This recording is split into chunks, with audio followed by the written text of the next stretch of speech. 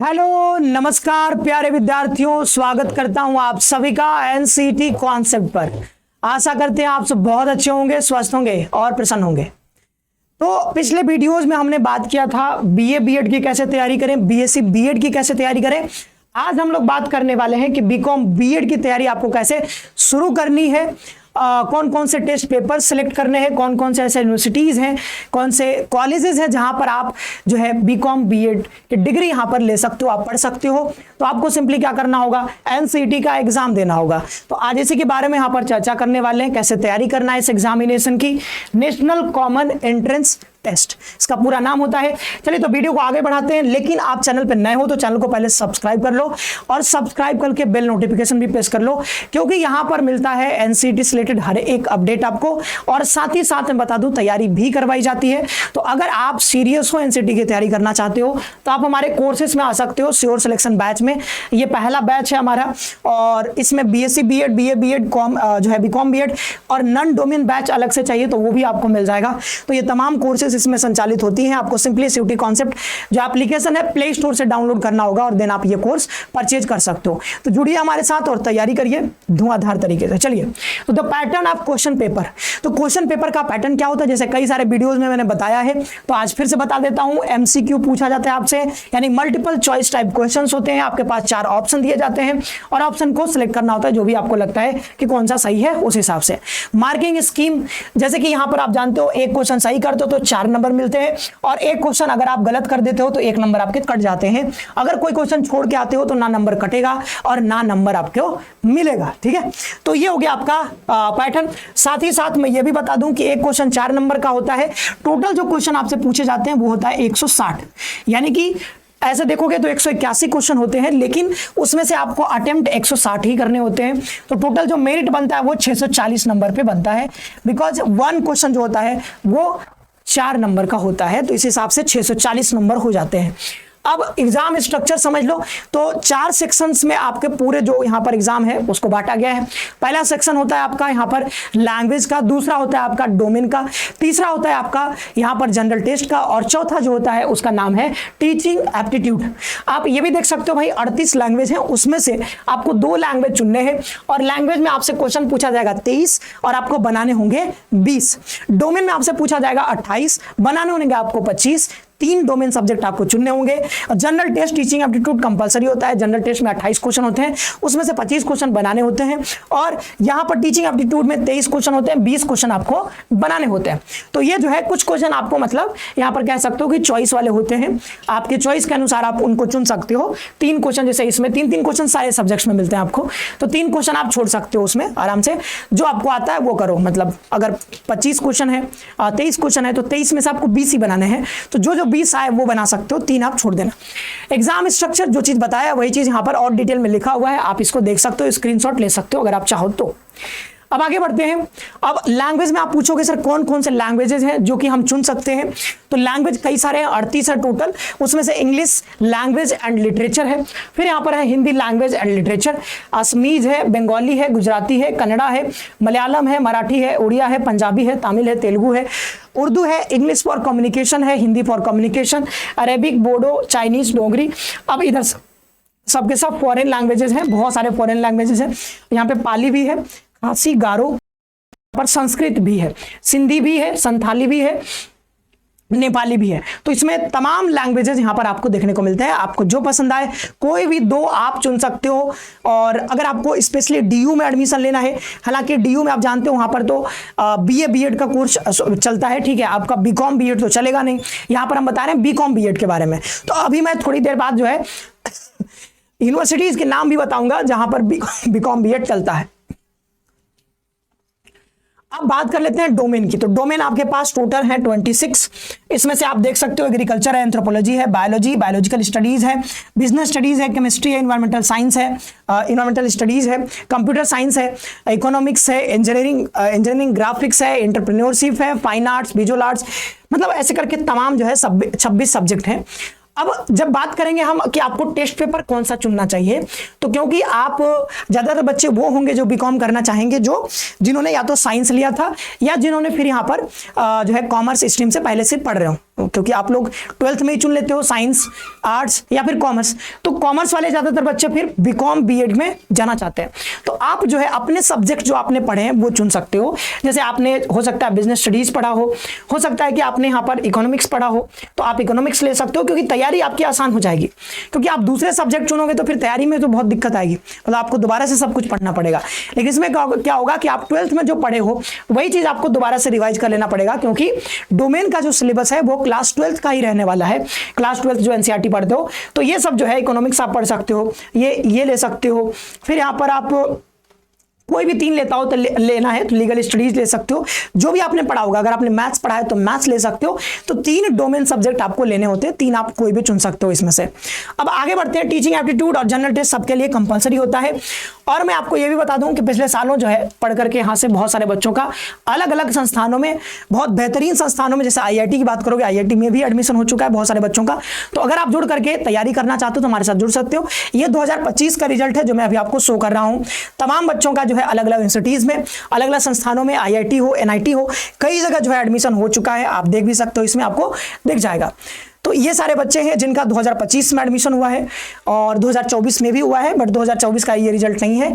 ये सिर्फ और सिर्फ वो बच्चे हैं जिनका 2025 में सिलेक्शन हुआ है। और ये तो कुछ लिमिटेड बच्चे हैं जिनका पोस्टर बन पाया है। कई बच्चे जो है शेयर नहीं करते हैं क्योंकि वो नहीं चाहते कि हमारा पोस्टर बने, इसलिए इसमें कई बच्चों का नाम भी नहीं है, लेकिन काफ़ी बच्चों का इसमें नाम है। तो देख सकते हो कई लोगों का NIT में, CUP में, ठीक है, तमाम यूनिवर्सिटीज़ हैं, तमाम संस्थान है जहां पर आपको ये देखने को मिलेगा। RI में तो बच्चे भरे पड़े हैं।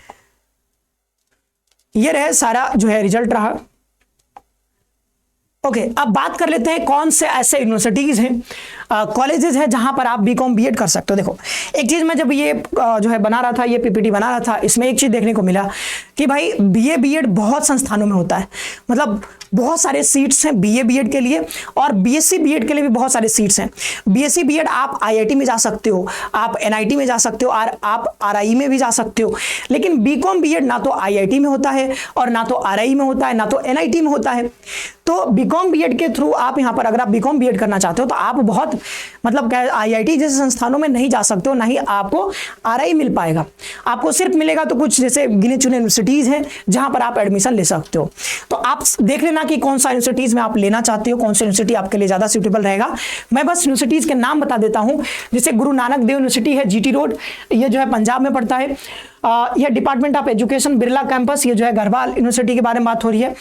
यहाँ पर है जो गौतम बुद्धा यूनिवर्सिटी, आप जानते हो इसके बारे में, ये जो है पड़ता है आपका यहाँ पर नोएडा में। Indira Gandhi national open university जो है ये भी इसमें शामिल है, तो इस बात का भी ध्यान रखिएगा। लेकिन इस बात का भी ध्यान रखिएगा क्योंकि ये भले ही ओपन लिखा हुआ है, ओपन, लेकिन यहाँ पर जो BA BEd आप करोगे या फिर मतलब बीकॉम बीएड करोगे तो जो बीएड की यहाँ पर डिग्री होगी तो ये जो है डिग्री तभी मिलेगी जब आप यहाँ पर रेगुलर क्लास करोगे। आप ऐसा सोचोगे कि नहीं सर ओपन लिखा हुआ है तो क्या मुझे घर बैठे डिग्री मिल जाएगी, ऐसा नहीं होगा। आपको यहाँ पर क्लास करना पड़ता है, स्पेशली जो है इग्नू के तहत अगर आप ये 4 ईयर का इंटीग्रेटेड बीकॉम बीएड करना चाहते हो तो आपको जाकर के प्रॉपर क्लास करना पड़ता है। ओके, तो आपको ना क्लास करना पड़ेगा तभी आप यहाँ पर पढ़ सकते हो, नहीं तो फिर आप ओपन का मतलब ये मत समझना कि आप घर बैठे डिग्री ले लोगे। Department of education Maharshi Dayanand university Rohtak में है, यहाँ पर बीकॉम बीएड होता है। शिव शंकर कॉमर्स कॉलेज असम में है, इस कॉलेज में भी होता है। फिर आगे देखें हम, Kumaon university sleepy hollow Nainital में पड़ता है जो उत्तराखंड में, यहाँ पर भी होता है। डॉक्टर हरि सिंह गौर विश्वविद्यालय, यहाँ पर भी बीकॉम बीएड होता है। महात्मा गांधी चित्रकूट ग्रामोदय विश्वविद्यालय, यहाँ पे होता है। सेंट्रल यूनिवर्सिटी ऑफ केरला में होता है। Department of education and training Maulana Azad national Urdu university. Institute of teacher training and research Kurukshetra university में भी अवेलेबल है। Department of education and extension Savitribai Phule Pune university में भी अवेलेबल है। Institute of teachers education Pandit Ravishankar Shukla university, और फिर मिजोरम यूनिवर्सिटी। तो ये सारे यूनिवर्सिटीज कॉलेजेस हैं जहां पर आपको देखने को मिलेगा कि यहाँ पे बीकॉम बीएड की कोर्स कराई जाती है। तो आप बीकॉम बीएड के लिए इसमें से कोई भी आप टारगेट रख सकते हो, या फिर एक से ज्यादा जगह भी आप रजिस्ट्रेशन करवा सकते हो जब काउंसलिंग पोर्टल ओपन होता है तब। उसके लिए पहले तो आपको तैयारी करनी पड़ेगी, तब काउंसलिंग तो बाद में में होगा।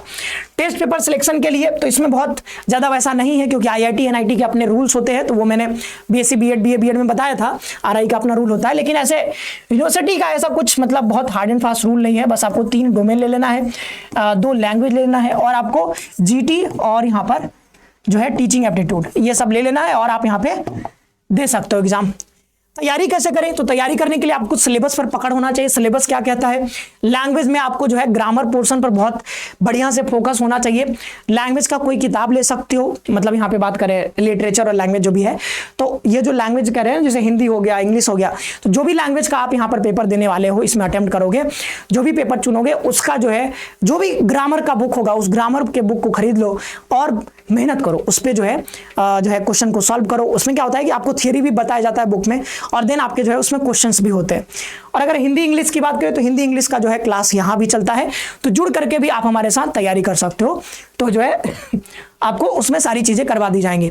और कोई ऐसे अगर खुद से करना चाहते हो तो कोई किताब खरीद करके, और पूरा ग्रामर का पोर्शन जितना होता है, जैसे इंग्लिश की बात कर ले तो एंटोनिम सिनोनिम्स, तो मतलब वोकेब जो होता है वो, और इसमें जो है कॉम्प्रिहेंशन भी आते हैं। तो कॉम्प्रिहेंशन के लिए तो आपको बस रीडिंग स्पीड आपकी अच्छी होनी चाहिए, और थोड़ा जो स्किल होता है कि भाई आप पढ़ करके उसमें से कितना चीज निकाल पाते हो, तो वो तो उसके लिए आप न्यूज़पेपर चाहो तो पढ़ सकते हो। अगर आपको दिक्कत होती है तब, नहीं दिक्कत होता है तो आप PYQ देख लेना। अगर आप PYQ कर पा रहे हो तो उसके लिए फिर कोई दिक्कत नहीं है, आप आराम से एग्जाम में कॉम्प्रिहेंशन कर पाओगे। आगे देखें यहाँ पर डोमेन सब्जेक्ट की, तो डोमेन सब्जेक्ट के लिए कोई ऐसा मतलब है नहीं कुछ कि मैं बता दूं कि ये पढ़ लो वो पढ़ लो, कुछ नहीं। बस NCERT जो आप सेलेक्ट कर रहे हो, मतलब 3 डोमेन सेलेक्ट करना है, जो डोमेन सेलेक्ट करना चाह रहे हो बस उसका NCERT उठा लो और NCERT बहुत अच्छे से कवर कर लो, आपका काम हो जाएगा। आपको बस उसी किताब को बार बार पढ़ना है, और उसके अलावा कुछ एक्स्ट्रा करना चाहते हो तो PYQ ले लो और PYQ से प्रैक्टिस करो। या फिर कोई और मान लो कि कहीं से मिल जाता है आपको, जैसे NCT की तैयारी करो तो CUET का PYQ उठा सकते हो, क्योंकि CUET में आपको तमाम भर भर के पेपर्स मिल जाएंगे। NCT में तो बहुत कम पेपर्स हैं, लेकिन अगर आप CUET का उठा लोगे, क्योंकि डोमेन का सिलेबस दोनों का सेम है, और जो कंडक्टिंग एजेंसी है हमारा वो भी सेम ही है, NTA, तो दोनों जगह लगभग सिमिलर सवाल पूछे जाते हैं। एक ही जैसे मतलब पेपर पैटर्न है, वहां भी वही पूछा जाता है, यहाँ भी लगभग वही पूछा जाता है।